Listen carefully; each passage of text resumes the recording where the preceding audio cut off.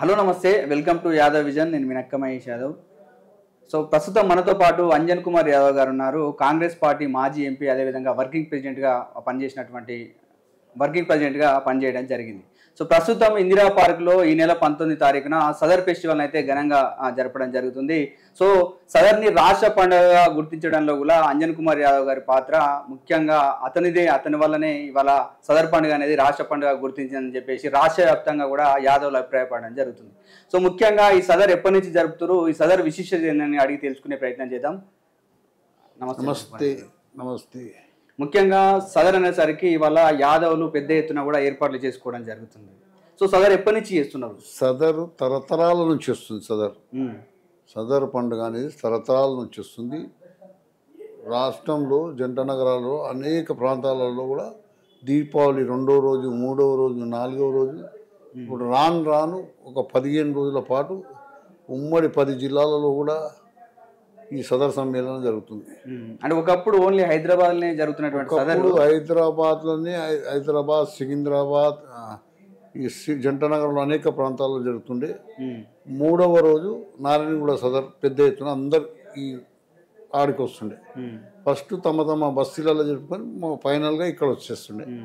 ఇప్పుడు ఇదంతా పెద్దపల్లి, కరీంనగర్, వరంగల్, నల్గొండ, భువనగిరి, షాద్నగర్, మహబూబ్ నగర్ అన్ని జిల్లాల్లో సదర్ దినదినం అభివృద్ధి చెందుతూ పెద్ద ఎత్తున జరుపుకుంటున్నాం. పోయినసారి మేము ఇందిరా పార్క్ వద్ద పెట్టినట్టు సదర్కు రాష్ట్ర ముఖ్యమంత్రి గారు రావడం జరిగింది. అక్కడ సదర్ను రాష్ట్ర పండుగగా అనౌన్స్ చేయడం జరిగింది. అంతకుముందు కూడా ఆయన పిసిసి ప్రెసిడెంట్ ఉన్నప్పుడు కూడా మేము సదర్లకు తీసుకొని మా గాంధీ భవన్ కాంగ్రెస్ పార్టీ హెడ్ క్వార్టర్కు కూడా మేము దున్నపోతులను తీసుకుపోయి సదర్ చేయడం జరిగింది. అంటే ఈసారి కనుక తీసుకుంటే ఈసారి ఇందిరా పార్క్ లో కూడా ఘనంగా ఏర్పాటు చేయడం జరుగుతుంది అనేసి మనకైతే చాలా పెద్ద ఏర్పాటు. ఎవరెవరు వస్తున్నారు, సో ఎట్లా ఏర్పాట్లు చేస్తున్నారు? చాలా భారీ ఏర్పాట్లు చేస్తున్నాం. ఈసారి పోయినసారి అంటే నేను సొదాగా చేసిన, నా సొంతం చేసి చదువు చేసిన. ఇప్పుడు కూడా మేము అక్కడ పెద్ద ఎత్తున చేస్తున్నాం. రాష్ట్ర ప్రభుత్వం చేసింది కనుక R&B కల్చరల్ వాళ్ళు దాన్ని కలెక్టర్కి ఇన్స్ట్రక్షన్స్ వచ్చినాయి. GHMC వాళ్ళందరూ ఏర్పాట్లు చేస్తారు. తక్కువనే వేరే కటౌట్లు గిట్టౌట్లు అనే ఖర్చు అనేది మేము చూసుకోవాల్సి వస్తుంది. అక్కడ భోజనాల ఏర్పాట్లు కూడా మేమే చేయవలసి వస్తుంది. దానికి ప్రభుత్వానికి ఏం సంబంధం. అట్లా పెద్ద ఎత్తున చేసుకుంటూ వస్తున్నాం. మేము పోయినసారి నేను సొంతంగా చేసిన, వాళ్ళు అనౌన్స్ చేసిరు కానీ డిక్లేర్ చేసిన కానీ పైసలు దాన్ని అంత సిస్టమ్ ఉంటుంది అన్నమాట. దాన్ని వాళ్ళు దాని టెండర్ పిలవాలి. టెండర్ పిలిచిన తర్వాత అఫీషియల్గా GHMC వాళ్ళు కల్చరల్ ప్రోగ్రామ్ వాళ్ళు అఫీషియల్గా టెండర్లు ఇచ్చారు. అది లేకుండా పోయినసారి దానికి పైసలు సరిగా దొరకలే మాకు. అంటే ఈసారి ప్రభుత్వం నుంచి ఎట్లా సహకారం ఉండబోతుంది? ప్రభుత్వం నుంచి ఇప్పుడు గెజిట్ బి పాస్ ఉంది. మీ కమిటీ బి సదర్ సమ్మేళనం, శ్రీకృష్ణ సదర్ సమ్మేళన కమిటీ బి ఏర్పాటు చేయడం, వారి ద్వారా ఇవన్నీ చెప్తుంది. దీనికి అన్ని జిల్లాలో ఉన్నటువంటి జిల్లా కలెక్టరు, RDOలు ఇన్స్ట్రక్షన్ ఇస్తారు. దినం ఇంకా వాళ్ళ ప్రాంతాలలో వాళ్ళు గవర్నమెంట్ ఏర్పాట్లు చేస్తుంది. ఇప్పుడు బతుకమ్మ పండుగ ఎట్లా చేస్తారు, అదేవిధంగా అన్ని పండుగలు ఎట్లయితే జరుగుతున్నాయి అట్లా ఏర్పాట్లు చేసి వాళ్ళు చూసుకుంటారు. అన్ని జిల్లాలో చేయబోతుందా? అన్ని జిల్లాలో చేయబోతుంది.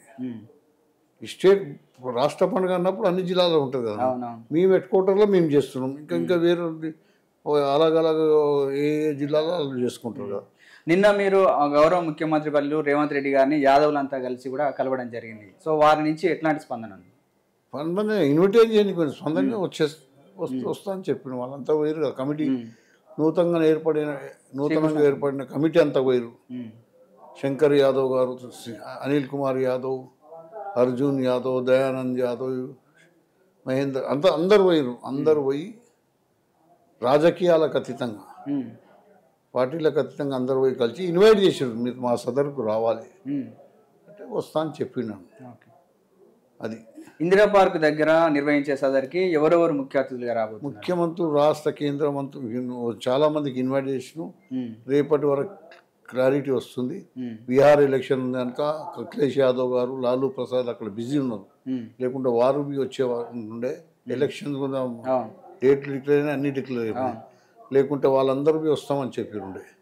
అఖిలేష్ యాదవ్, ములాయం సింగ్, అదే లాలూ ప్రసాద్, తేజస్వి వీళ్ళందరూ వచ్చేటోళ్ళు ఉండే. ఆ ఎలక్షన్ డిక్లేర్ అయ్యేందుకు ఇంకా వేరే రాష్ట్ర గవర్నర్కి కూడా ఇచ్చినాము.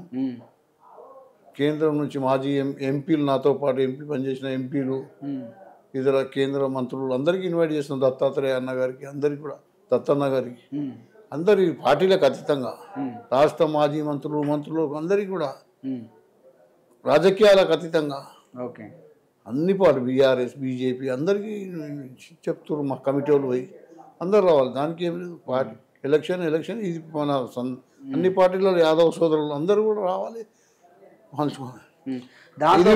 ఎలాగైతే దత్తన్న కలయిబలే చేసాడు తుర్రు అనే టైటిల్ ఇంకటి నుంచి అది వస్తుంది. దన దీపాలంటే దన తుర్రు పాట చూస్తారు కదా, దాని మీద ఆడతారు. దాని మీద జోస్ నింపుతుంది. అది ఒక వెంకటికి పెద్దలు ఏర్పాటు చేసిన సబ్జెక్ట్. దానికి అందులో ఉంది. అందులో ఒక లచక్, ఆ లచక్నే దనకి అందుకని దాని పేరు, నా టైటిల్ అదే, దనకి తుర్రు. అయితే చాలా ఏరియాలలో కూడా సదర్ అంటే ఇట్లా వచ్చి వెళ్ళిపోతుంది. ఇక్కడ మేము భోజనాలు ఏర్పాటు చేస్తున్నాం కదా, అందరికి వచ్చిన వాళ్ళందరికీ వచ్చిన భోజనాలు తిని భోజన తాములో స్వీకరించి వెళ్ళాలని మేము ఇన్వైట్ చెప్తున్నాం. జనరల్గా సదర్ అనేసరికి ఇవాళ దున్నపోతుల్ని మంచిగా అలంకరించుకుని దానికి మొత్తం ఫుడ్ ఏర్పాటు ఈసారి చూసే కాబీలు ఉంటుంది. మీరు నా భూతో నా భవిష్యత్తు కనివిని వెరగని రీతిలో సదర్ కార్యక్రమాన్ని రేపు ఇందిరా పార్క్, ఎన్టీఆర్ గార్డెన్ వరకు బ్రహ్మాండంగా జరుగుతుంది. బ్రహ్మాండంగా వేలాది మంది వస్తారు, వేలాది మంది. సమయందా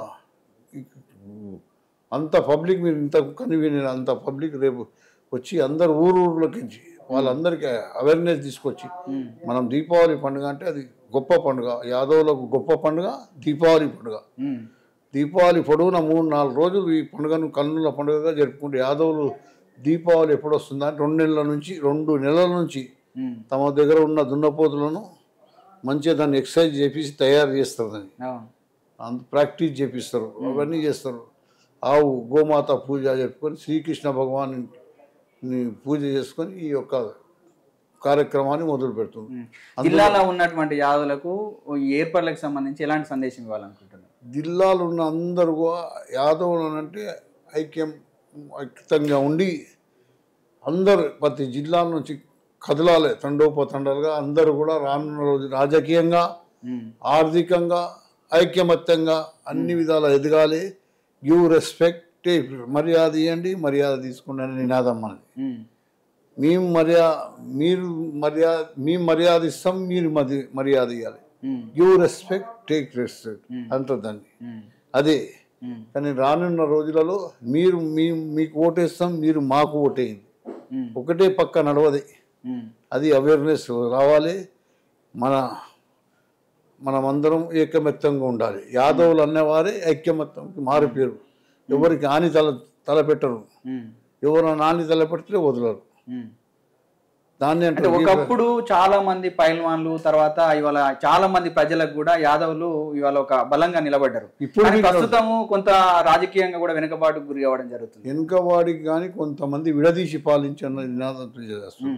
ఏదేమైనా కానీ పైల్వాన్లు అంటేనే యాదవులు, యాదవులు అంటే మల్ల యోధులు. రౌడీని వేరే, పైల్వాన్ వేరే. రౌడీ వీధి రౌడీ, పైల్వాన్లు కుస్తీలలో. కుస్తీ ఇప్పుడు ఒలింపిక్స్ లో గోల్డ్ మెడల్ వదిలేస్తారు, పైల్వాన్లు తెస్తారు, రెజ్లర్స్. అది మల్ల యోధులు. అది శ్రీకృష్ణ భగవాన్ కాలం నుంచి ఉన్నది. కంసుడు మల్ల యోధుల పోటీ పెడితే కృష్ణ బలరాములు అందరి ఎంతో పెద్ద పెద్ద ప్రఖ్యాతిగాంచిన మల్ల యోధులు పెడితే వాళ్ళందరినీ కూడా కృష్ణ బలరాములు కుస్తీ పోటీలో ఓడించుతారు. ఓడించిన తర్వాతనే కంసుని మీదికి పోతారు. అప్పటి నుంచి త్రేతాయుగం, ద్వాపర యుగం, యుగ యుగాల నుంచి ఉంది మల్ల యోధుల కుస్తీ పోటీలు. అది ఆ కోవకు చెందిన వాళ్ళం మేము. అసలైన యాదవులు కోవకు చెందిన వాళ్ళు ఈ మల్ల యోధులు. మల్ల యోధు అంటే బస్తీలు ఉంటే బస్తీలో ఉండే అన్ని కులాలతో సత్సంబాలు ఉంటాయి. అందరికీ హాని తలపడరు. ఎవరికైనా హాని జరిగితే అడ్డం పోతారు, వాళ్ళని ఆదుకుంటారు. కష్టాలున్న వారిని ఆదుకునేవాడే యాదవులు. ఓకే, సమయందా? నిస్వార్థ పరులు యాదవులు, నిష్పక్షపాతులు యాదవులు, ఎవరి హాని తలపడరు. సమయందమే అందరినీ ఆదుకునే తత్వం గల యాదవులు. ఒక సదర్ పండుగ ద్వారా రాజకీయాలకు అతీతంగా కూడా అందరు వేదిక మీదకి వస్తున్నారు. కానీ సదర్ పండుగ అయిపోయిన తర్వాత మళ్ళీ ఎవరి దారి వాళ్ళ ద్వారా పోయి వాళ్ళ రాజకీయంగా విఫలమవుతున్నారు యాదవులు అని చెప్పేసి చాలా మంది అయితే చర్చ చేయడం జరుగుతుంది. సో దాన్ని ఎట్లా చూస్తారు? ఇప్పుడు దాన్ని ఈ సందర్భంగా మాట్లాడదలుచుకునే ఈ కుళ్ళ నిదర్శనాలు కనిపిస్తున్నాయి మీకు కోకోకోలాగా. ఏమరుగుతుంది సమయందా?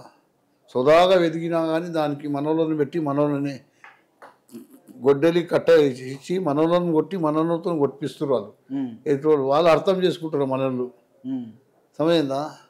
ఇప్పుడు నగరం నడిబొడ్డుల అంజన్ కుమార్ యాదవ్ అనేటోడు 2 సార్లు పర్యాలు గెలిచినాయి యాదవ్గా చూడండిగా. నేను లేకుంటే దత్తన్న గెలుస్తుండే, దత్తన్న లేకుంటే నేను గెలుస్తుండే. అంతే కదా.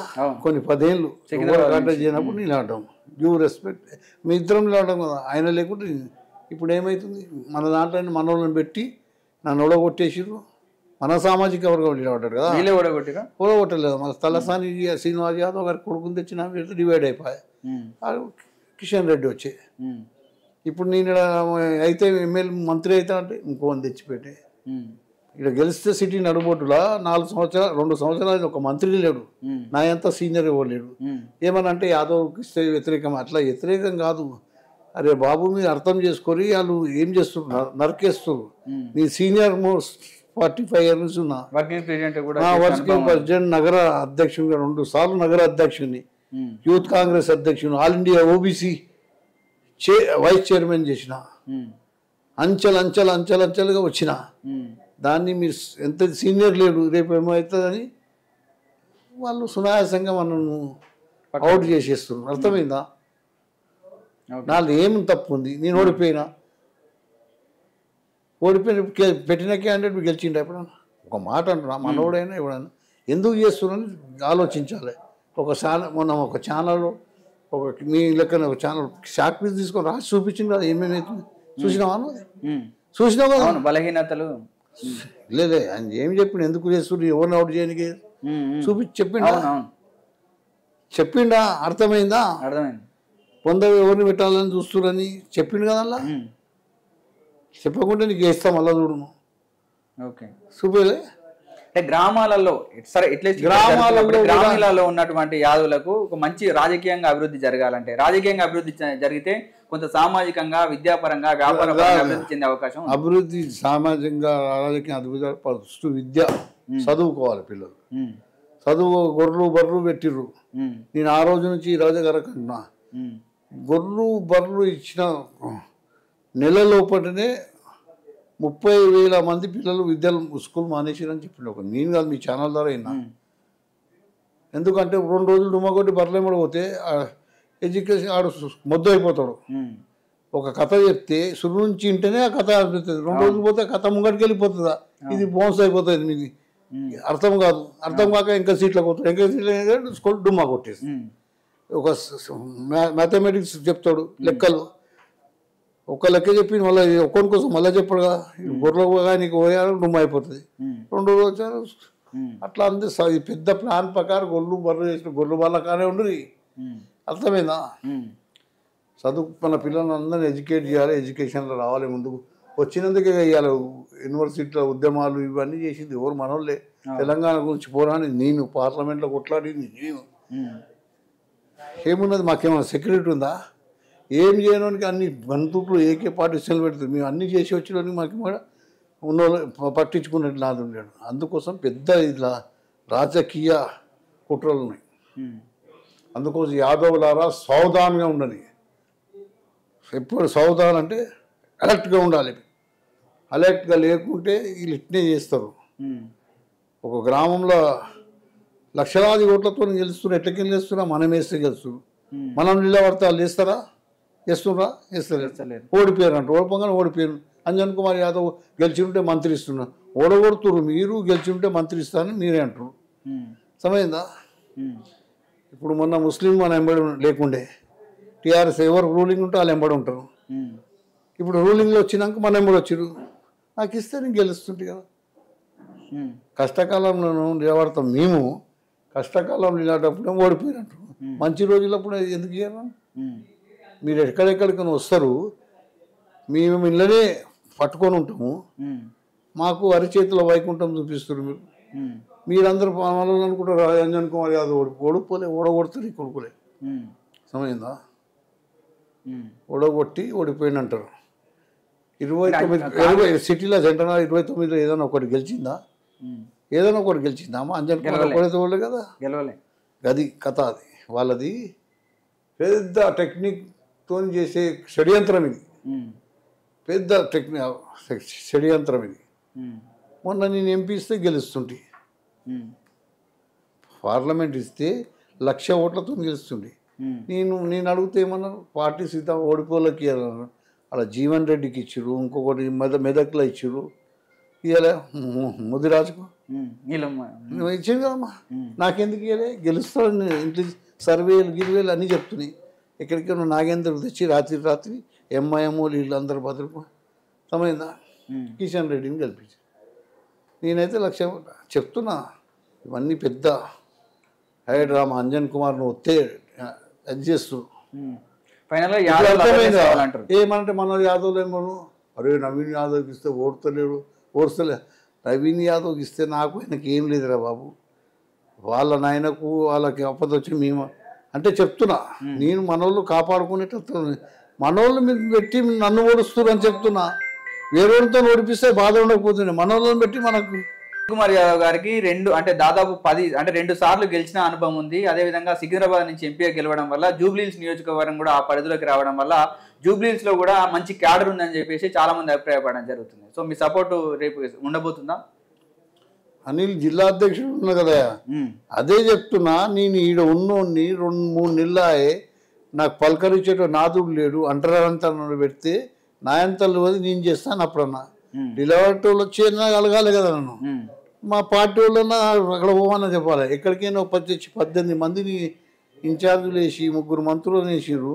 నేను ఆడ ప్రాతినిధ్యం వహించి లక్షలాది మందితో 2 సార్లు గెలిచిన రత్తన్న మీద 4 సార్లు పోటీ చేసిన. ఎప్పుడు 2 లక్షల ఓట్లు వచ్చినాయి. నన్ను గంప కింద గమ్మి మీరు తిరుగుతుంటే నాది ఏందన్నట్టు, విరోధించినట్ట నాది ఏమన్నట్టు. అది అందుకోసం వచ్చిన నేను. టికెట్ నాకు ముఖ్య ఉద్దేశం కాదు. అంటే కావాలనే చేస్తున్నారు అనుకోవచ్చా? 200%. ఏదో మన సామాజిక వర్గం కాదు, నన్ను టార్గెట్ చేసి ఏ విధంగా నరకనికి దేంతో మా గొడ్డల్లో పోయి కట్టె ఎవరు దొరుకుతుంది? మన కట్టె దొరికిస్తారు. మన కట్టెతో మనం అది అర్థమైందా? ఫైనల్ గా సదర్ కార్యక్రమం ఎట్లా ఉండబోతుంది? సదర్ కార్యక్రమం నా భూతో నా భవిష్యత్తు నా రూపంలో కన్నుల పండుగగా ఇంతకుముందు చూడబోరు అన్న విధంగా జరుగుతుంది. మీరందరూ కూడా తెలంగాణ జిల్లాలే కాక తెలుగు రాష్ట్రాల నుంచి పెద్ద సంఖ్యలో వచ్చి ఈ యొక్క సదర్ కార్యక్రమాన్ని జయప్రదం చేయాలని యాదవ సోదరులకే కాకుండా యాదవేతరులందరూ కూడా, యాదవులతో సత్సంబంధాలున్న ఇతర కులాలు అన్ని బడుగు బలహీన వర్గాల వారికి అందరికీ కూడా నాది యొక్క విన్నపం, మీరందరూ వచ్చి మా ఆహ్వానాన్ని మన్నించి ఈ యొక్క సదర్ కార్యక్రమంలో పాల్గొని జయప్రదం చేయాలని మీ ద్వారా నేను ప్రజలందరికీ కూడా వేడుకుంటున్నాను. ధన్యవాదాలు. చూశారు కదా, పెద్ద ఎత్తున అయితే 19వ తారీఖు రోజు ఇందిరా పార్క్లో అయితే మనకు ఘనంగా సదర్ కార్యక్రమం ఏర్పాట్లు అయితే జరగబోతుంది. కాబట్టి యాదవ్ సోదరులు అందరూ కూడా ఇవాళ పార్టీలకు అతీతంగా వచ్చి ఈ యొక్క పండుగని జయప్రదం చేయాలని చెప్పేసి అంజన్ కుమార్ యాదవ్ గారు అయితే పిలుపునివ్వడం జరుగుతుంది. కాబట్టి ఇలాంటి అప్డేట్స్తో మేము ముందుకు వచ్చే ప్రయత్నం చేశా. కాబట్టి చూస్తూనే ఉండండి యాదవ్ విజన్ ఛానల్. మా యొక్క ఛానల్ని లైక్ చేయండి, షేర్ చేయండి, సబ్స్క్రైబ్ చేయండి. Thank you.